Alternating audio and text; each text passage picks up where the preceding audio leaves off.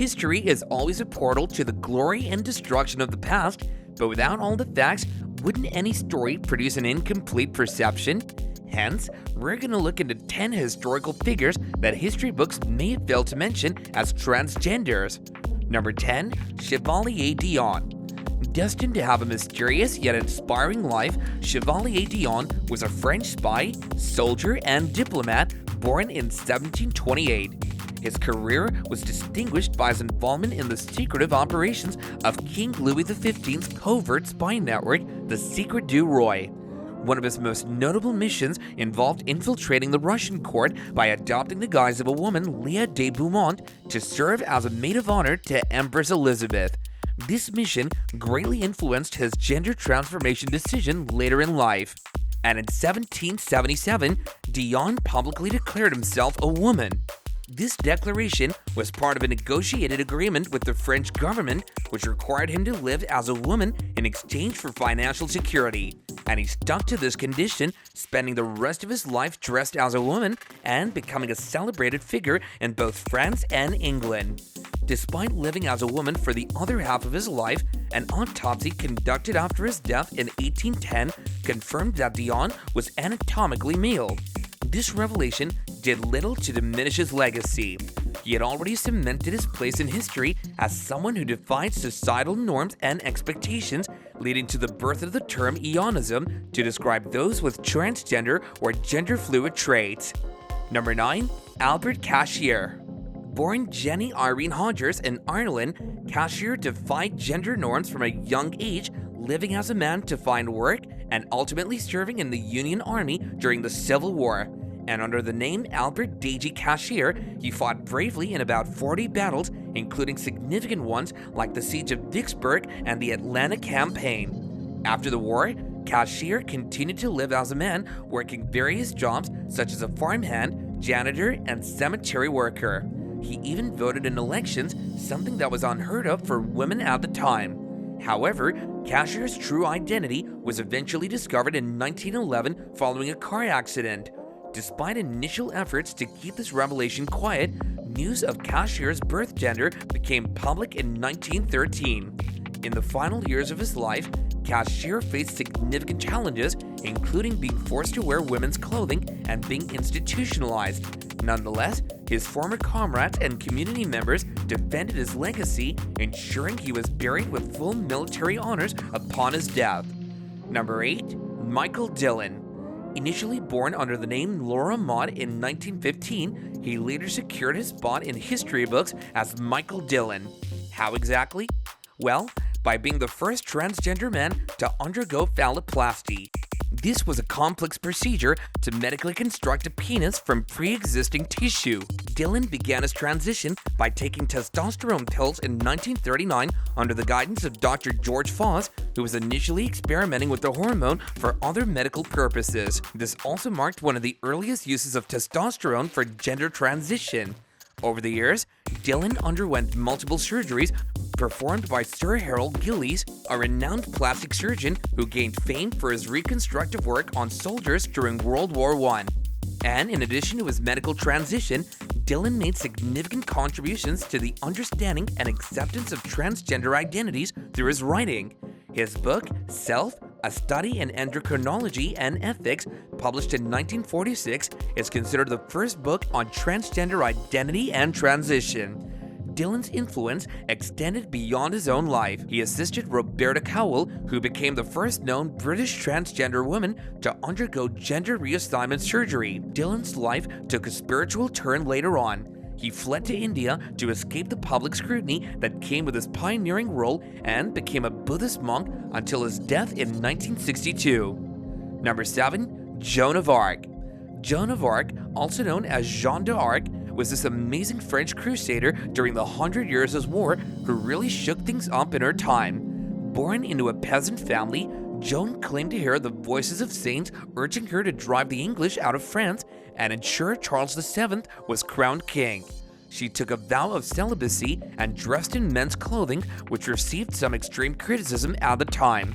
Her cross-dressing was partially practical, intended to protect her from assault and give her authority among male soldiers. Despite her military success, She was captured, tried for heresy, and burned at the stake at 19. Up to this day, historians continue to debate her gender identity and motivations, with some viewing her as an early transgender figure due to her defiance of traditional gender roles. Number 6. Lucy Hicks Anderson. Being colored and transgender is a tough combo to survive, but Lucy Hicks Anderson, born Tobias Lawson in 1886, proved this wrong. From a young age, Lucy identified and lived as a girl with the support of her African-American parents following medical advice to raise her as a female. At age 15, she changed her name to Lucy and left home to start her new life. In the 1920s, Lucy moved to Oxnard, California, where she became a prominent socialite and successful chef known for hosting lavish parties and her culinary talents. She married twice, first to Clarence Hicks in 1920, from whom she later divorced, and then to Reuben Anderson, a soldier, in 1944. Lucy's life took a dramatic turn in 1945 when she was accused of perjury for identifying as a woman on her marriage license. This accusation arose from a medical examination during a venereal disease investigation at her brothel, revealing that she was recognized as male at birth. Even with her compelling defense, stating, "I defy any doctor in the world to prove that I am not a woman," she was convicted and sentenced to probation. Later, both Lucy and her husband were convicted of fraud for receiving military spousal benefits, leading to imprisonment and a ban from returning to Oxnard. After her release, Lucy and Reuben relocated to Los Angeles, where they lived until her death in 1954.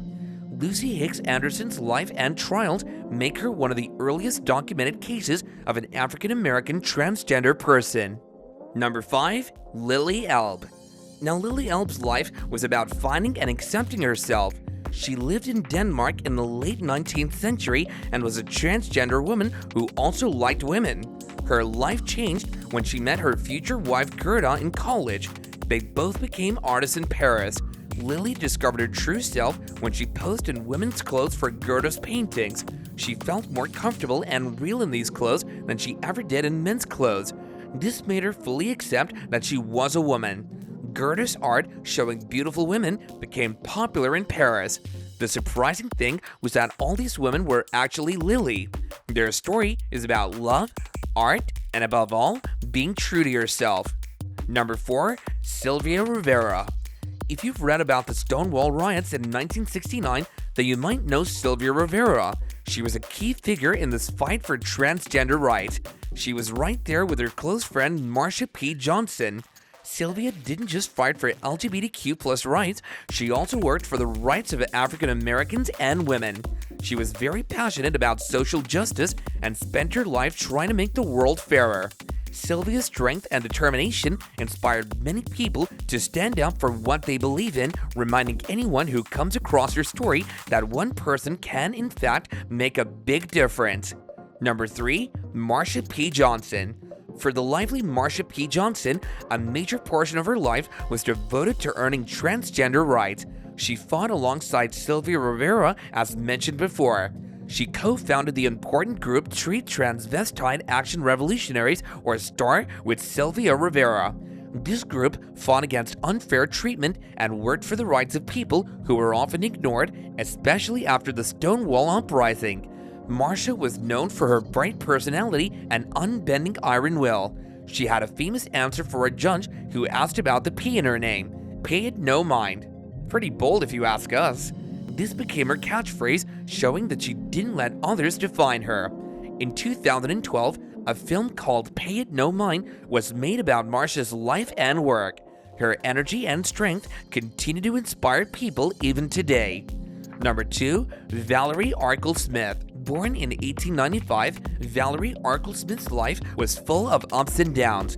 In the 1920s, she tried to live as a man named Victor Barker.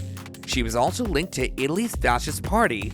Her life was filled with legal troubles like theft and fraud, and she had to use different names like John Hill and Jeffrey Norton to get by. Valerie's attempts to start over were very difficult, and her life ended in poverty and without recognition. Pretty heartbreaking, right? Her story shows how hard it can be to live true to yourself when society doesn't understand or accept you. Valerie's life, though tough, shows the courage needed to represent yourself. Number 1. Harry Allen. Harry Allen was a bold person in the early American West in 1882 who openly said he was a transgender man. This was shocking to many people at the time. Harry's bravery made him famous during the 90s, but also got him into trouble with the law for things like fighting, drinking, and even prostitution. The media at the time treated him badly and used his story to sell newspapers, which made his life even harder. Despite all the challenges, Harry stayed strong. Sadly, the constant pressure led him to take his own life at 40. Harry Allen's story shows how dangerous it can be to go against what society expects of you, especially in the 90s. So what do you guys think about this? We look forward to reading your thoughts in the comments down below. Hit that like button and subscribe to our channel for more similar content. Until next time, see you later.